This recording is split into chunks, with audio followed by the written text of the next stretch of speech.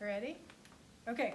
All right, so we're going to go through the pelvis. Okay, so this is on the articulated skeleton. Okay, so there are 3 bones in the pelvis.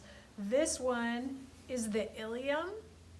Okay, and then we have the pubis or pubic bone, and then we have the ischium or ischium. That's this one down here. I don't know if you can see it. Okay, so let's go through the features of each of these bones. So this part right here is the iliac crest. Okay, it's kind of the crest of the ilium. Okay, this very first bump on the very anterior part, the more superior bump, this is called the anterior superior iliac spine.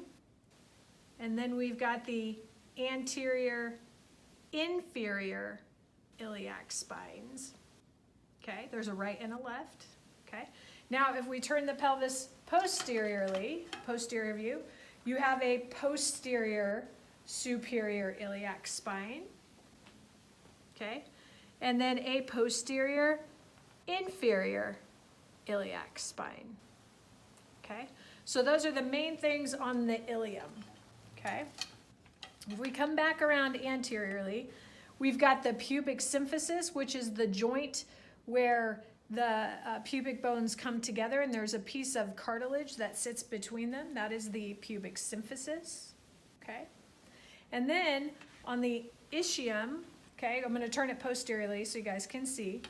Okay, on the ischium, each of these 2 big kind of nodules here are called the ischial tuberosities, also known as your sits bones. So if you're sitting in a chair and you feel the kind of bumpy, bony part that you're sitting on, that's what you're sitting on, is these ischial tuberosities.